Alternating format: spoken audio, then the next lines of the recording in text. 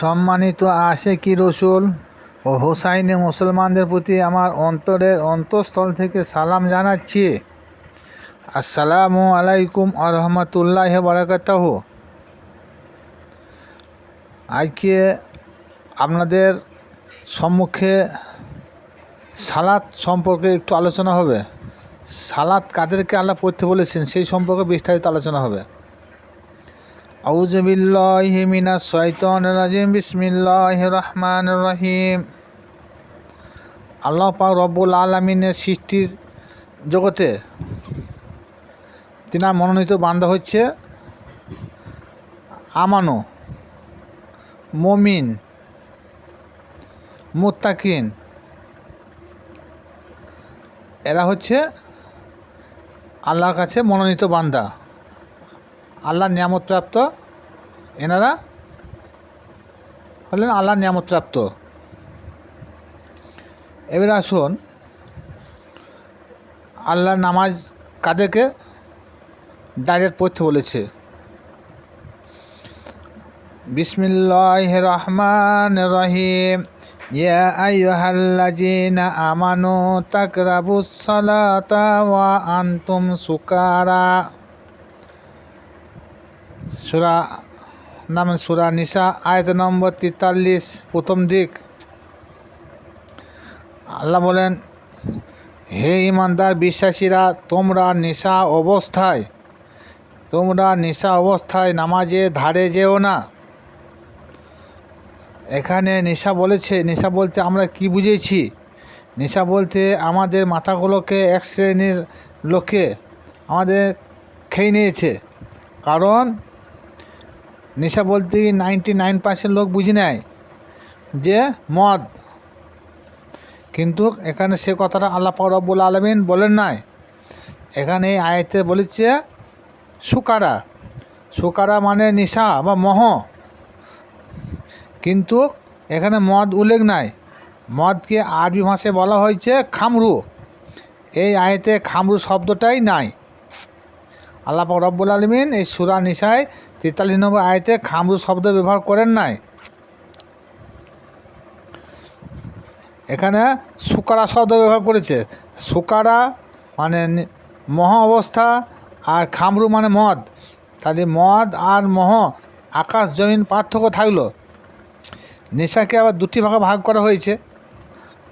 আমরা যেটা বুঝি যে মাদকদ্রব্য জাতীয়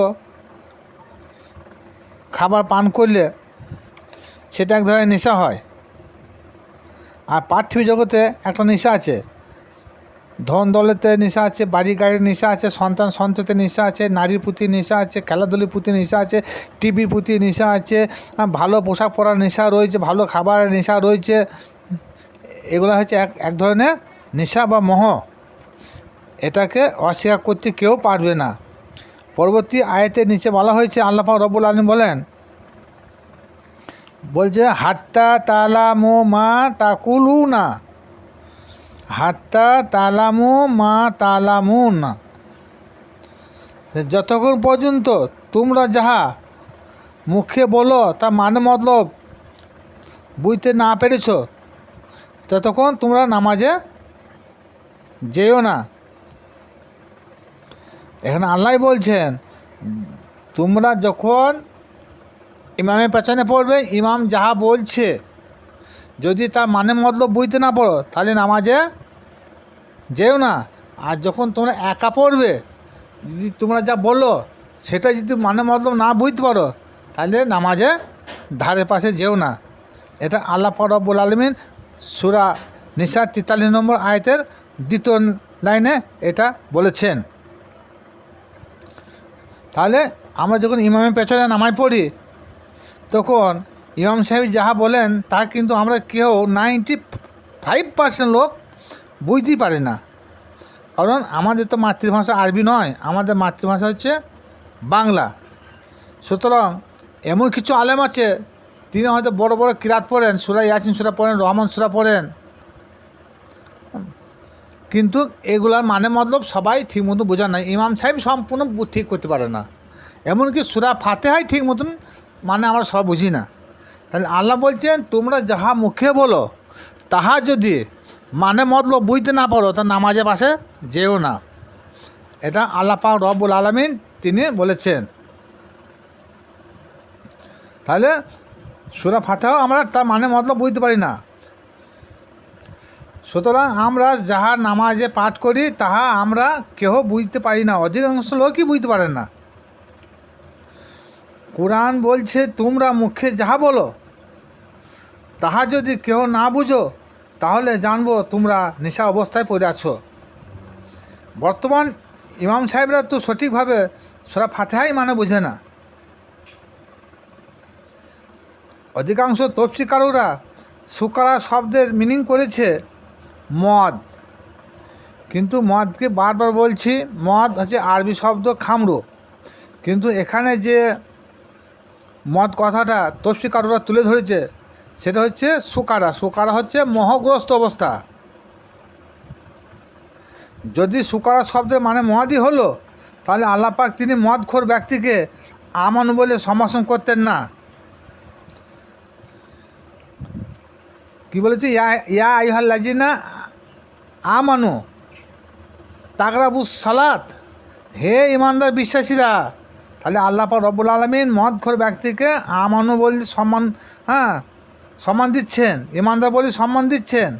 কিন্তু আমরা আমাদের কাছে যদি মদ কি দাঁড়ায় তাকে আমরা কোনদিন সম্মান দিই না, তাকে ইমানদার বলিও না। তাকে কি বলি? কে কাফের বলে, কে মুনাফিক বলে, কে মুশরিক বলে, কে বেঈমান বলে, কে কে বলে হারাম খায় বলে হারামি বলে, অনেকেই কথা বলে। সকল ব্যক্তি তাকে ঘৃণা চোখে দেখে। কোরআন শরীফে এমন একটা আয়াত নাই যে মদ হারাম, কিন্তু বলা হয়েছে মদ, জুয়া, লটারি এগুলো শয়তানের কাজ। সূরা বাকারা আয়াত নম্বর 219, আপনারা মোবাইল খুলে বুঝতে পারবেন। সূরা মায়েদা আয়াত নম্বর 90 থেকে 91, এই আয়াতেও মদকে হারাম বলা হয় নাই, বলা হয়েছে ইহা শয়তানের কাজ। আরবি উচ্চারণ ইয়া আইয়ুহাল্লাযিনা আমানু ইন্নামাল খামরু ওয়াল মাইসিরু ওয়াল আনসাবু ওয়াল আজলামু রিজসুন মিন আমালিন। তাহলে রিজসুন মিন আমালুস শয়তান, অর্থাৎ হে ইমানদারগণ, নিশ্চয় তোমাদের জন্য মদ, জুয়া, মূর্তি, জুয়া, তীর আমি শয়তানের কাজ বলে ঘোষণা করে দিলাম। তফসিরকাররা সূরা নিসা 43 নম্বর আয়াতে সুকারা শব্দে মানে করেছে মদ। এখানে সূরা মাইদার 90 থেকে 91 আয়াতে মদকে খামরু বলা হয়েছে। উম্মতে মুহাম্মাদের জন্য মদ পান করা শরীয়তের দৃষ্টিতে শয়তানের কাজ। এবার আসুন শয়তানের কাজ, শয়তান যে শব্দ এসেছে এখানে কোরআনে, শয়তানের উৎপত্তি কোথা থেকে এলো? মদ, জুয়া, তীর, লটারি এগুলো হচ্ছে শয়তানের কাজ। কিন্তু এই শয়তান এর উৎপত্তি কোথা থেকে এলো আমাদের ভাবতে হবে। একটু চিন্তা ভাবনা করলে আমরা বুঝতে পারবেন। আমরা যাকে শয়তান বলি তার পূর্বে নাম ছিল আজাজিল আলাইহিস সালাম। 6,36,000 বছর আল্লাহর ইবাদত বন্দিগিতে মগ্ন ছিলেন। আল্লাহর একটা হুকুম না মানার জন্য তিনার পদ পরিবর্তন হয়ে গেল। কি হলো? শয়তানের পদবি তার ঘাড়ে চাপলো। সেই হুকুমটা ছিল যে তোমরা আমার আদমকে সাজদা করো। সমস্ত ফেরেশতাকুল সাজদা করিল আজাজিল ব্যতীত। আজ 20 শতাব্দীর যুগে আদমকে সেজদার কথা যদি কেউ বলে তা মানুষ সেটা অস্বীকার করে, অথচ তারাই বলে আমরা আল্লাহর হুকুম মেনে চলি। সূরা বাকারার 34 নম্বর আয়াতে আল্লাহ পাক রব্বুল আলামিন বলেন, বিসমিল্লাহির রহমানির রহিম, ওয়াইজ কুল্লা লিল মালাইকাতি জুদুলি আদামা ফাসাজাদু ইল্লা ইবলিস। অর্থাৎ আল্লাহর আদেশ অনুযায়ী সকল ফেরেশতা আদমকে সেদিন সিজদা করিল, শয়তান ব্যতীত। এটাই হলো শয়তানের সর্বপ্রথম আল্লাহর নাফরমানি কাজ। মদ, জুয়া, মূর্তি পূজা এসব শয়তানের কাজ হলেও আমাদেরকে ভাবতে হবে যে শয়তান নাজেল না সৃষ্টি। উত্তর হবে শয়তান সৃষ্টিও নয়, নাজেলও নয়। শয়তান হলো আল্লাহর দেওয়া একটা পদবী।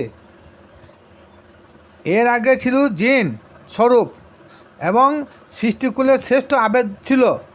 আদমকে সেজদা না করার জন্যে তাকে ইবলিস শয়তানের পদবী দেওয়া হইল। সূরা নূর আয়াত নম্বর 21, ইয়া আইয়ুহাল্লাযীনা আমানু লা তাত্তাবিউ খুতুওয়াতিস শয়তান। এর শাব্দিক অর্থ হলো, আল্লাহ বলেন, হে ঈমানদার বিশ্বাসীরা, তোমরা শয়তানের পদাঙ্ককে অনুসরণ করিও না।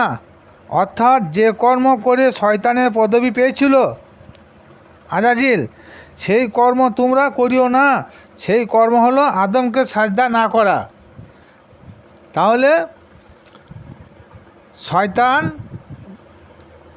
তিনি একজন ফেরেশতাকুলের সর্দার ছিলেন এবং তিনি এত ইবাদত বন্দেগী করেছেন, সপ্তম জমিন ও আসমান বরাবর তিল পরিমাণ জায়গা বাকি নাই সিজদা দিতে। কিন্তু একটা হুকুম না মানার জন্যে মুহূর্তের মধ্যে তিনার পদবী চেঞ্জ হয়ে গেল। কী হলো?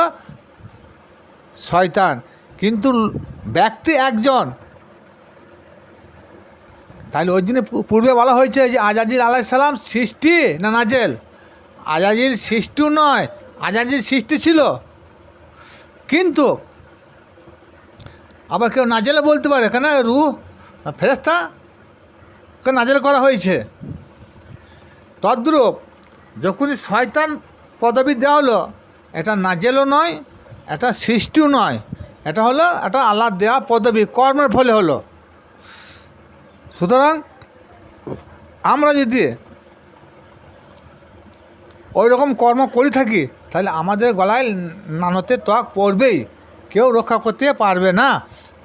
সেটা হলো যে আমাদের কর্তব্য যে আদমকে সাজদা করা, কেন এটা কোরআনের হুকুম, আল্লাহ পাক ঘোষণা করেছেন। এবারে এই কথাগুলো বর্তমান কিছু আলেম সমাজ আছেন, তেনারা মানতে পারেন না। কিন্তু তরিকতপন্থী লোক যারা আছেন, যারা বাইতি লোক, যারা হুসাইনি মুসলমান, তারা 100% এই সিজদাকে অবমাননা করেন না। ভিডিও যারা দেখলেন শেয়ার ও লাইক করবেন। খোদা হাফেজ। আসসালামু আলাইকুম।